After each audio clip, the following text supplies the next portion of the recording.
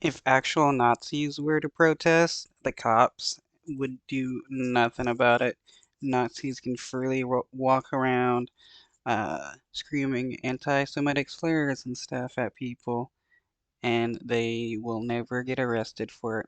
But protest for Palestinians, and you can get arrested, though no matter how many people get arrested for showing support for Palestinians, these protests will never stop.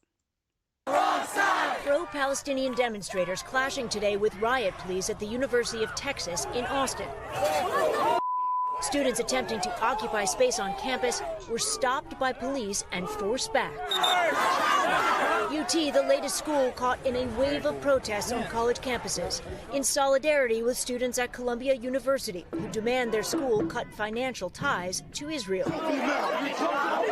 In California, a rally at USC that turned tense, officials closing the gates to the campus. At Harvard, students raced to set up tents. There was a walkout today at the University of Illinois, and the encampment at the University of Michigan is growing. The movement's never been bigger than it is right now, not only at the University of Michigan, but across the country, as we're seeing. Columbia grads. And what is the United States going to do? Just arrest every single pro-Palestinian protester? That's not going to work. Student Sueda Polat was up all night negotiating with the leadership of her school over the encampment that has now been in the center of campus for nearly a week. Last night, the university president said you had until midnight, but you are still here. We've been in negotiations with the university and since Friday. The school giving the students another 48 hours after they agreed to a number of conditions, including dismantling tents and stopping harassment. It's part of our commitment to being in the space, keeping it nonviolent, free of harassment, and open to people regardless of any political belief. As the school grapples with finding a balance between freedom of speech and student safety, a visit today from Speaker of the House Mike Johnson, who was booed by the crowd. I am here.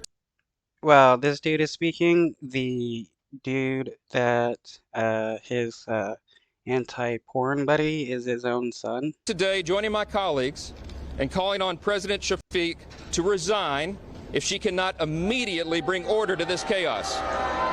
Mr. Speaker, if you were the president of Columbia University today, what would you do about this tent encampment? I would immediately bring order to the chaos. If necessary, I would call in the NYPD. I would ask the governor to send in the National Guard. How should people on this campus? Wow, send in the National Guard to stop a protest? That's truly fascism right there. But can't be surprised from a right-winger. Students or faculty protest the war in Gaza. Look, how is it appropriate? Have a public debate. In the free marketplace of ideas, everybody's views are welcome. You don't censor and silence and shout down, which is what's happening here, viewpoints you disagree with. That's not the respect for free speech. Freshman Noah Kronsberg was one of a number of Jewish students who met with Speaker Johnson. I appreciate that Congress is showing up. I think that for many Jewish students on campus, we feel unsafe, including myself. Is it constructive to have the Speaker of the House?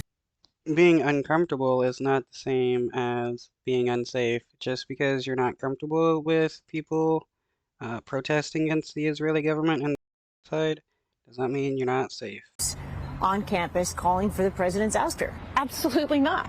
Debbie Becker is a Jewish professor who ate Passover dinner in the encampment with protesters. Most of those Congress members have an agenda that is about taking down our higher education institutions that they think of as places of woke indoctrination. Becker and other faculty in the sociology department signed a letter voicing their alarm over the NYPD's arrests on campus. They need to vow not to be using the security forces and discipline as a way to handle conflicts over complex, challenging speech. Stephanie. Yeah, what about people who don't feel safe because they're protesting in support of Palestinians and get arrested for it? Doesn't their safety matter as well? He joins us now from Columbia University. You've said they've given the encampment 48 more hours. What happens then, Stephanie? Yeah, well, Lester, they said they would dismantle some tents and stop harassment. But the organizer I spoke with today said they are willing to stay there until their demands are met, even if it means weeks, even if it means through graduation.